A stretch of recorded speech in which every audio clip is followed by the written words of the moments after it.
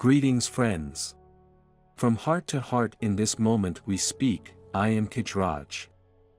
The best way to express your truth is through silence.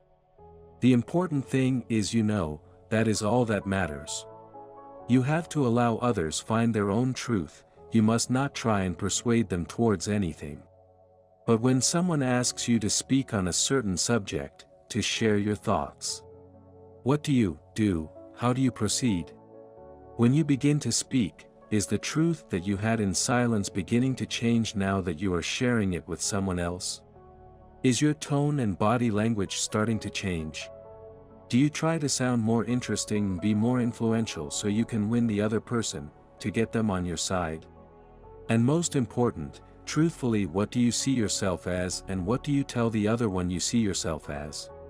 Do you give yourself a title, such as Guru, Enlightened One, Master, and so on, or are you as humble as possible? Surely an enlightened one needs not a title. Moving in instead of moving on, it is not easy for most to release or express the heart's truth through words. To be able to do this, humility and honesty are the key, not intelligence. The heart center knows creation, it has all the answers. However, there are layers upon layers of adverse emotions, thoughts, traumas, blocking the heart's light from shining through. Of course, let us not forget the ego, where we find ourselves always wanting to be something when already we are everything. No one is more honest than when they speak to themselves. Now all you have to do is be the self and let it flow. Humility, in a world where everyone thinks they are better, or wants to be greater than what they are, I ask, how often can you wash someone's feet? In truth, I do not think there is a way for one to really express humility, it just is. If you try to express it, it is gone. Honest and humble, it is easy when one makes no excuses. All need to exercise this, never forgetting, never diving into drama and the nonsense of others, never cutting off the connection or deviating from the heart center, with your true self, where love flows from continuously, and so does truth. My dear friends, we love you so very much, you never need to give up on yourself, your hopes, or your dreams. You don't need to earn your manifestations or prove your worth to the heavens. There's no need to convince us, persuade us, or insist on having what you want. Before you even have time for these considerations, you have emitted a loving energy of desire to which we, the divine, and the entire universe have begun to respond. Your only job is to be receptive to love. Imagine that you are a radio that can talk. You might say, I want to broadcast FM station XYZ. I insist on it. It is important. I need to hear the news on this station now. As you know, until the radio tunes into the station, it can't pick up the signal, no matter how it argues for why it should. It must become receptive by attuning the frequencies it wishes to receive. Likewise, you must tune into love to pick up love's signals. You don't have to focus obsessively on your manifestations. You don't have to feel positive about everything in your life. You don't have to have a clue how to create something you want. You don't even have to believe in your dreams all the time. You just have to believe in and tune into something that feels like love as often as possible. You will know when you're on the path to your desires because you'll feel good. You'll know you're tuned into streams of grace when things flow more easily, synchronicities abound, and you enjoy the journey. Don't beat yourself up when you're not there. Give yourself a hug. Congratulate yourself for being alive. It is optional. You choose to awaken each morning. Breathe deeply and feel the air in your lungs. Massage your own hands. Sip a glass of water and appreciate the feel of it. Even in these small acts of grace, you are receiving love. Even in these seemingly meaningless moments, you are attuning to a higher vibration. It is so much simpler than humanity has made it.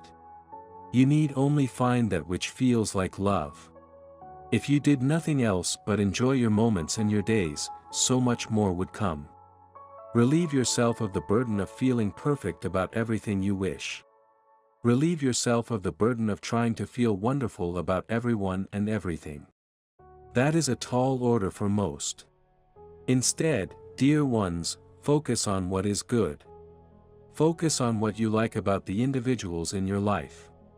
You married that spouse for a reason. You felt good about the job when you took it. Look for the qualities that can uplift you so that more may come. We are not suggesting you should stay in dense situations. We are not saying you should like what you do not.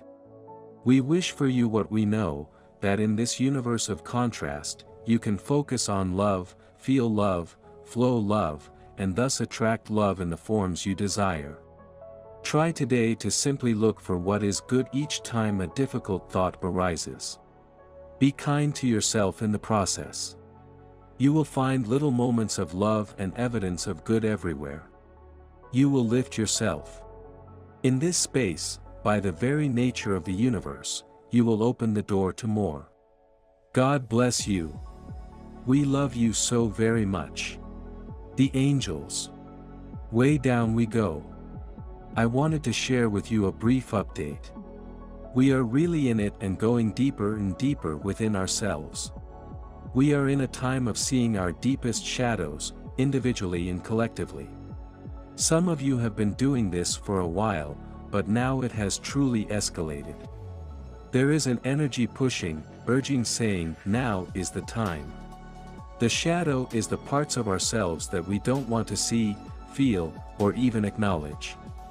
These don't necessarily have to be negative aspects, as many of us hold our gifts in the shadow, we just may be afraid to unleash them. When we are confronted with our shadow, we need to stare it straight in its face and own it. Yet, often, we go into denial and shove it down further, or we can go into judgment of ourselves and others. When we are sitting in judgment of others, it can be a distraction or deflection from having to deal with what is really going on within. Instead of judgment, what is being asked of us is to hold forgiveness truly. This is often the first step many need to take before moving into allowing and true neutrality. If we cannot forgive, it's being asked that we try gratitude. Thank you for having and living that experience, so that the whole can learn. The more we can walk in another's shoes and learn from their experiences, the faster we will move through this ascension and evolutionary growth. Understand that if I judge someone for driving under the influence, the past life within me that did the same would stay buried and unresolved. It will not come to the surface to be healed and integrated. It would hide and go deeper into the subconscious. It could express itself as feeling chronically guilty or even feeling like I have to make up for something and prove my worth constantly. When I choose not to judge the person who drove impaired but rather thank them for the experience they had so that the whole can learn, I then create room for the matching past life within to be healed and integrated. Instead of judging, Spirit has advised that we take a moment to go within and say, I forgive myself for any times that I have. You do not need concrete knowledge that you experienced a life driving under the influence etc. Simply forgive yourself for it all. At this point, many of us have literally been it all and done it all. Dark, light, good, evil, and everything in between. The highest purpose right now is to remove all separation and return to oneness. We cannot do that from any place but within ourselves first. We must come to a place of reconciliation within to return to our wholeness. It is through our wholeness that we will truly remember all that we are and return home within. I wanted to send this quick update to you in writing, but I have begun sharing updates more and more through video. To stay updated, please ensure you subscribe to the YouTube channel. Subscribe here. I hope that this message finds you well and shifting through all of your layers. Things are speeding up exponentially and we have the potential to make a huge evolutionary leap in the near future. Sending you all lots of love.